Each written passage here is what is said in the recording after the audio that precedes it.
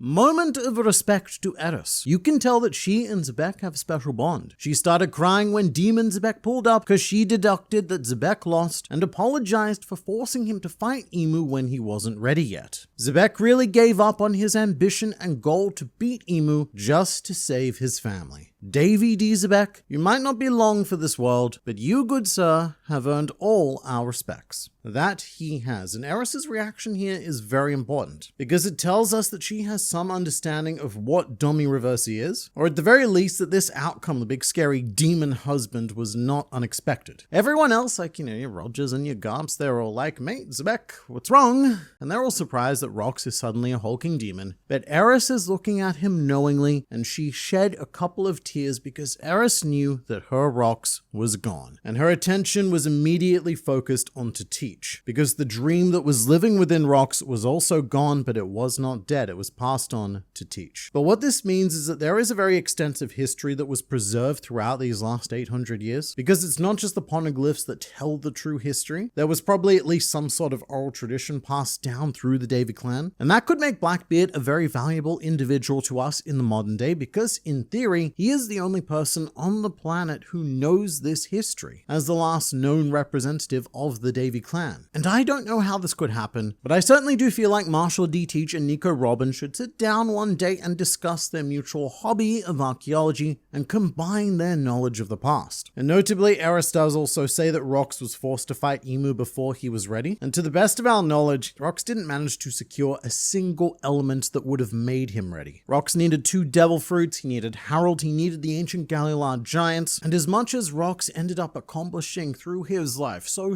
much, in the end he still wasn't able to tick off a single main quest. He ran out of time and the final boss came to get him. And Erys just kept on dropping bombshells in this section because she also refers to Emu as that thing. And at this stage we've all but confirmed that Emu isn't actually a silhouette. What we see is what he is, whatever that is may be. Dragon seems like Usopp. Gods and demons running around and you're just a dude with a rifle. Dragon is exactly like Usopp in this flashback. I mean, I shouldn't say exactly. Very different personalities, but they serve the same function. Dragon is the audience perspective of God Valley. Usopp is such a valuable straw hat because he reacts the way that any of us would react to all of the insane crap that the straw hats encounter, and Dragon is how we would experience God Valley. As a powerless human witnessing all of this horror. That's why Dragon is the one who gets all the reactions of heartbreak and disgust, while the gods of God Valley are playing out their interpersonal dramas on a stage built of human corpses. Erys has to be the luckiest woman in the history of the One Piece world. Imagine being a mother in a One Piece flashback, the God Valley flashback no less, and surviving through it. I mean, I'm gonna go ahead and say let's just wait and see, because the flashback as a whole is far from over. And just surviving God Valley, yes, it is a huge achievement for a mother in One Piece. There is no harder way to play the flashback game, but my thinking is that either Erys is still going to die tragically, as most mothers do, or if she survives, then she may become a twisted version of herself that ends up teaching and corrupting Blackbeard to mold him into what he is today, which could happen. Erys's grudge against the world government could be so strong that she goes down that more extremist path, and emotionally, Erys becomes the demon that the world government labeled her husband and her child as. Either way, I'm not feeling too comfortable about Erys at the moment, and the same goes for Ida, the other, so far, lucky flashback mother here. I'm 100% sure at this point that the phrase Blackbeard said, "people's dreams don't ever end," is something his mother told him before dying. I love that. Perfect. No notes. And it seems especially likely after Emu in this chapter ordered Rox to end Davy's dream, and Erys seems to know just as much about the lineage of this planet as Rox did. So she would understand and really hammer home the importance of dreams, which may be quite tragic in its own way if Blackbeard literally cannot sleep. Cursed to be unable to dream, whilst also being expected to carry on the dreams of his ancestors. Big Mom still looking after Kaido is so heartwarming. That's something I forgot to mention in the review video. I pointed out how odd it was that Big Mom didn't realize that Rox was being controlled, but that may have been because of Kaido. Lin does consider Kaido to be her little brother. Whether Kaido agrees with that designation or not, well, we don't know. But seeing her little brother being attacked by Rox definitely could have sent Lin into a less than sound mental arena, and this is also likely what prompts Kaido to leave and go off on his own. Because if even Captain Rocks, the man I respected ever so much, can come for my life, then who can it is that Kaido trust? Didn't say that right. I'm not re-recording it. And it doesn't even necessarily matter if Kaido knew that Rocks was being controlled or not, because the point is that at any point in time, this here dark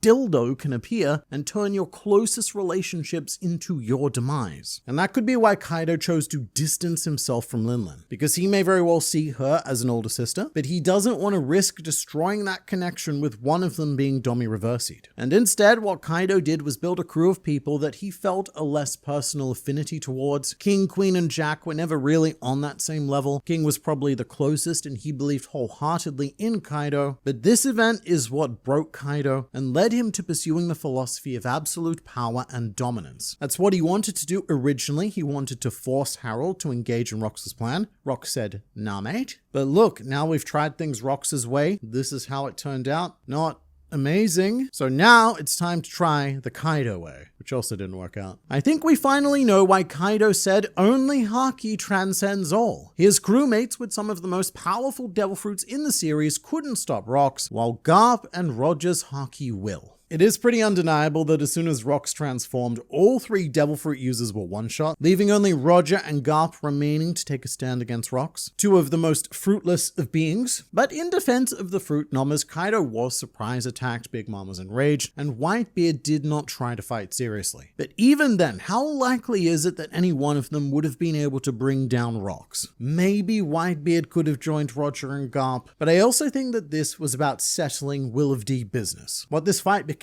was a very family matter. However, to Kaido's point, to date, the only effective counter we have seen to Imu's abilities has been Haki. Joy Boy's leftover Haki was able to banish the teleported elders back to Marijois, and it was only through Conqueror's Haki that Scopa was able to deal a slightly more lasting wound to Saint Summers. So Kaido could be referring to that. At the very top of this world, there is no devil fruit that can deal with these powers, hence his relentless focus on Haki. Because if everything had gone to plan for Kaido in this world had started a nice big war, then he knew that he would have encountered the Holy Knights, the Elders, and Imu at some point. So he needs to focus on that Haki. Plus, what good did eating in devil fruit ultimately do Kaido? He got to fly around as a dragon for a bit, that was fun, but then he immediately got put in his place by a higher power. If both Davy and Joy Boy's representatives are needed to beat Imu, this is probably what Roger learned on Laugh Tale. He knew who Imu was, knew he was too early because Blackbeard was still a child, and may have laughed in sadness because he finally understood Rox's goals. Potentially, I'm not sure, it does go a bit deeper than that, because if this idea is correct, then it implies that Roger somehow knew that Teach was alive, and that might be knowledge that Rox uses the voice of all things to impart before leaving this world. But it also makes the assumption that Roger was the one who inherited the will of Joy Boy, at least at this time, and that is a pretty big assumption at this stage. Roger definitely went after the same level of freedom and adventure that Joy Boy wanted, and he clearly idolized the Joy Boy, but that doesn't necessarily make Roger the chosen emissary of fate. And I also don't think that Roger believed he was either, as when he heard the Sea King speaking, they were talking about the birth of two sovereigns, one of which is implied to be Shirahoshi, and if you know the history of the Void Century, then it's not a leap to assume that the other would be the representative of Joy Boy arriving to fulfill their promise. So Roger eavesdropped his way into moist spoilers that it wasn't gonna be him, he wasn't the dude, and due to his illness he wouldn't even survive long enough to see who it would be. The best he could do was have a son as quickly as possible in the hopes that Ace would inherit the will of Joy Boy and be the person to bring about the dawn of the world. And that, well, that didn't work out very well either.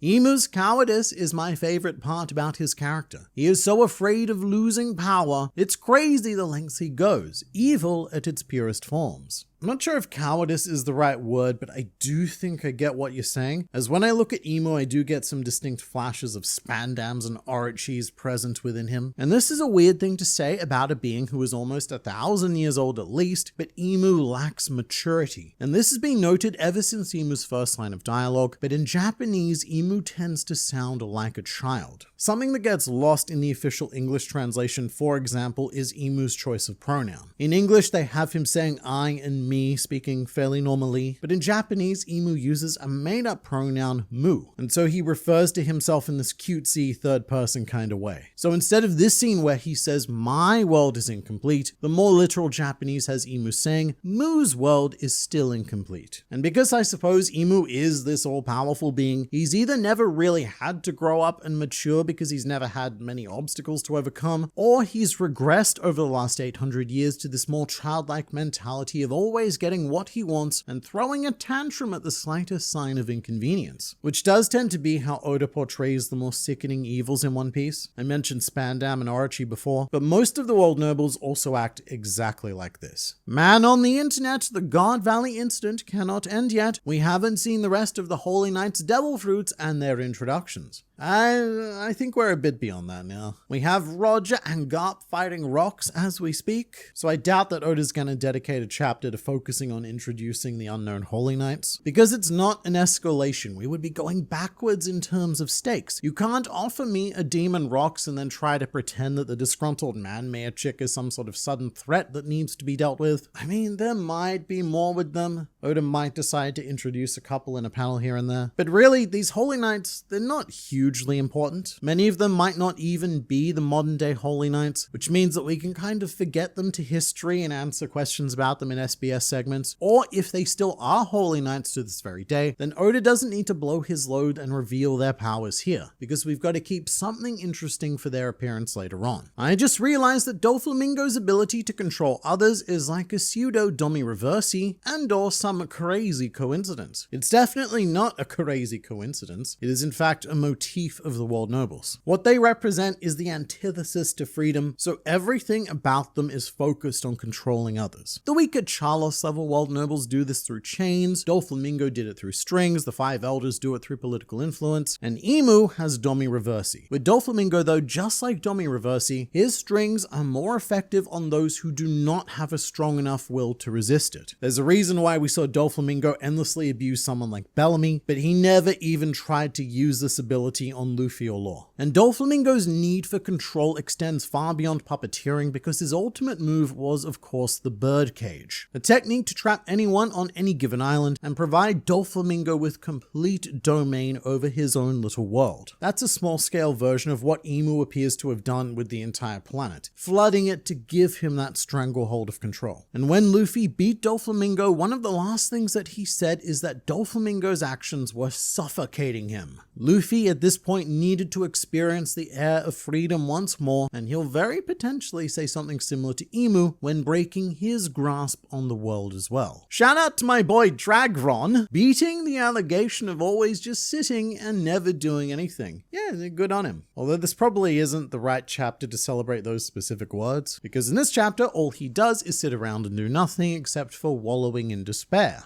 Doesn't Roger need to grow a moustache between now and discovering Shanks? That might seem like an odd question, but yes, according to Film Red, yes he does. This is Oda's sketch from Volume 4 Billion, which was the special Film Red book that was given to movie attendees, and it's quite vague. It depicts the Roger Pirates discovering Shanks, and you might have seen the fan redraw of this sketch, which is quite good, but Oda has drawn Roger with his captain's hat and what may be his moustache. Oda's sketch itself is quite vague, but the film is not at all, because we also saw this scene in Film Red. We see Roger and Rayleigh discovering Shanks in the chest, and there's Roger looking not at all as he did during the God Valley incident, very moustachesome. It's not just the moustache though, it is also the hat. At the time of God Valley, Roger was still wearing the straw hat, not the captain's hat. So this is a continuity mistake by Oda. But it is a mistake that comes from extended media. Extended media that was sold to us as morsels of canon, go and see the movie, but in the grand scheme of things, it doesn't affect anything because it was not a mistake made in the manga itself. Man on the internet, what are your thoughts about the One Piece anime becoming a seasonal show? So that was some pretty massive news that happened earlier this week. The One Piece anime is finally switching to a seasonal model. It'll only be doing a maximum of 26 episodes a year. They say maximum, so that means it could be less, but they'll be divided into 2 cours, probably of about 13 episodes each. And this is something that I've been asking for ever since this channel began about 10 years ago, and something that viewers have relentlessly been telling me would never happen and doesn't need to happen because pacing's fine, blah blah blah. They were wrong, you are wrong, and Toei themselves have now admitted as much. Because what I appreciate is that Toei was very open about why this needed to happen, and during their announcement they showed this lovely graphic of the Wano arc adaptation. On the left is the amount of manga chapters in Wano, 149, and on the right is the amount of anime episodes that those chapters were turned into, 192. So Wano had an adaptation rate of about 0.75 chapters per episode on average, which is, it's pretty bad. Don't get me wrong though, Wano had some amazing episodes, and what it really managed to do was breathe new life into the art and the direction of the anime, but my god NL, it was slow. And what Toei have now committed to with their seasonal model is adapting no less than 1 chapter per episode going forward, which might not sound like much because that is still not an amazing adaptation rate. Most shonen manga tend to do about 2 to 3 chapters per episode, but at the very least we will not be doing less than 1, because when we adapt less than 1 chapter, that's when the real bad episodes of One Piece tend to kick in. But here's why I didn't bother to make a full video on this topic. It's because as big of a change as this is, and as it may sound, it's not actually going to change much at all from what the current Egghead anime looks like. At the moment, Toei are adapting about a chapter an episode, and they take breaks every couple of weeks and insert a Chopper recap episode, and as it is in 2026, Toei are on track to produce somewhere close to 26 episodes since the return of One Piece after their 6-month break. 26, not including the Chopper recap episodes, of course. And it is probably going to be a few more than 26, but what this boils down to is that Toei are already doing their seasonal model, they're just doing it informally and without announcing it. This latest batch of Egghead episodes was a test and transition for it. But what that means is that if you're still not a fan of the current Egghead anime, then I don't think that this change is going to fix most of your problems. It is, however, undeniably the right thing to do, and I'm so glad that Toei are doing it, because the One Piece manga publishes about 30 chapters a year, and trying to sustain 50 or so episodes out of that 30 chapters just isn't doable. Kuma said he saw someone else right after we last saw Dragon in that chapter. My first thought was that